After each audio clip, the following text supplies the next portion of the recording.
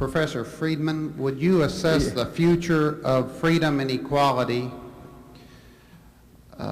based on the consideration that the Equal Opportunity Employment Commission is enforcing an affirmative action program?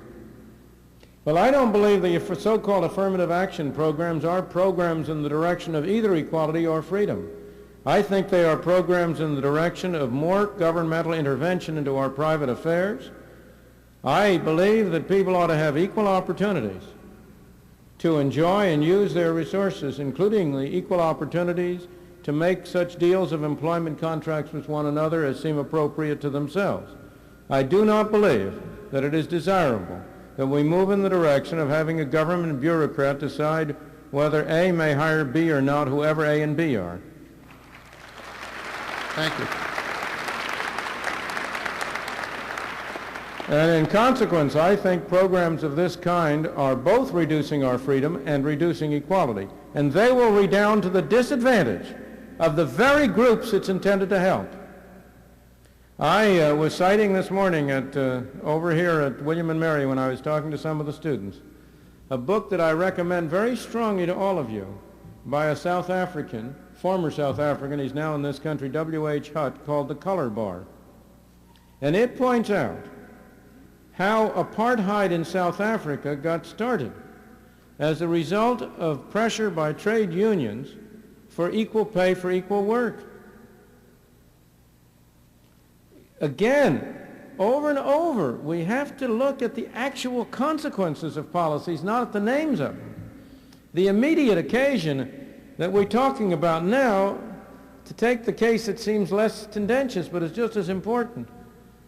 The equal pay for equal work is a claim for people supposedly for the feminist cause. Now, I believe that's an anti-feminist slogan. It will hurt the feminists. It will not help them. Why? I believe that every individual, man, woman, or child, should have an opportunity to get a job if he wants to and can do it. But now, if there are some people who are prejudiced, if Mr. Jones is a male chauvinist, and he would prefer to have a man rather than a woman, or Mr. Smith is a believer in feminine rights and would prefer to have a woman rather than a man, it doesn't matter. But take the male chauvinist pig.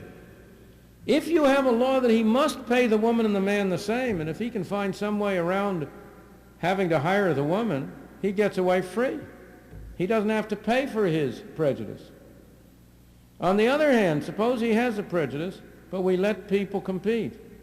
Then the woman at least has a weapon of offering to work for less.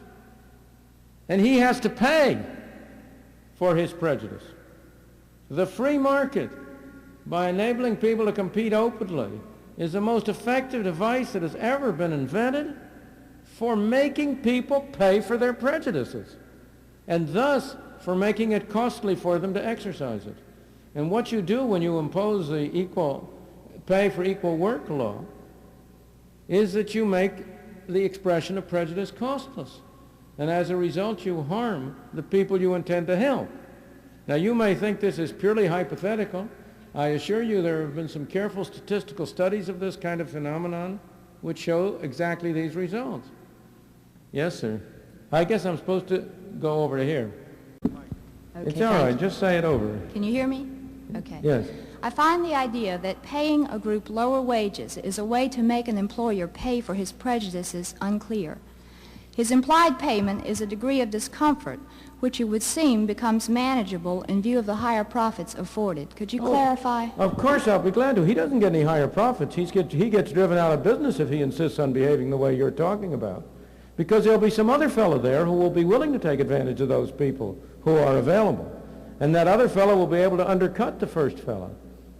Most employers who discriminate on irrelevant grounds are not expressing their own tastes. They're transmitting the tastes of their customers. An employer who deliberately chooses less productive people or more expensive people in place of less productive because he has tastes in that way is going to be at a competitive disadvantage in the market. His costs will be higher than the other fellow's costs. And as a result, he will tend to be driven out of business. I don't mean to imply he would employ less competent workers. The workers might be equally as competent. They're women or blacks or any other group that works for lower wages. But if they work for lower wages and he refuses to hire them, I mean, go back. Let's see what's involved. If they're equally competent,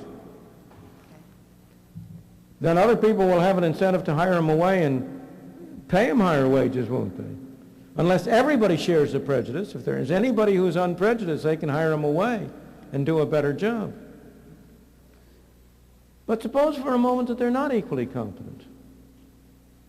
Suppose they really aren't as productive. Then whom are you benefiting by forcing him to pay them the same wages? You're hurting them. You're hurting him. He's going to be out of business. They're going to be out of jobs.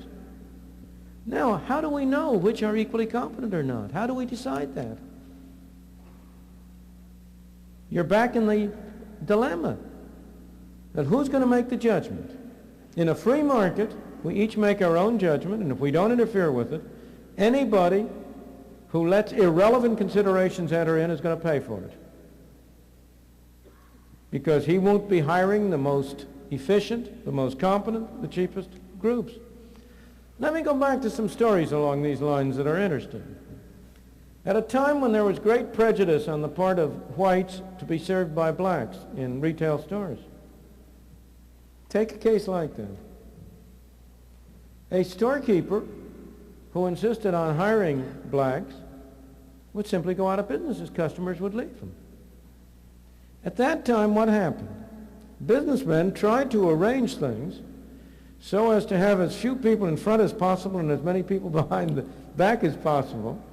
And you had them using the blacks who were disadvantaged behind because that was a cheaper thing to do. They were working their hardest to eliminate the effects of prejudice. Now, if you say they've got to pay the same price to everybody, regardless of anything, there's no incentive on them to work hard to remove the effects of prejudice.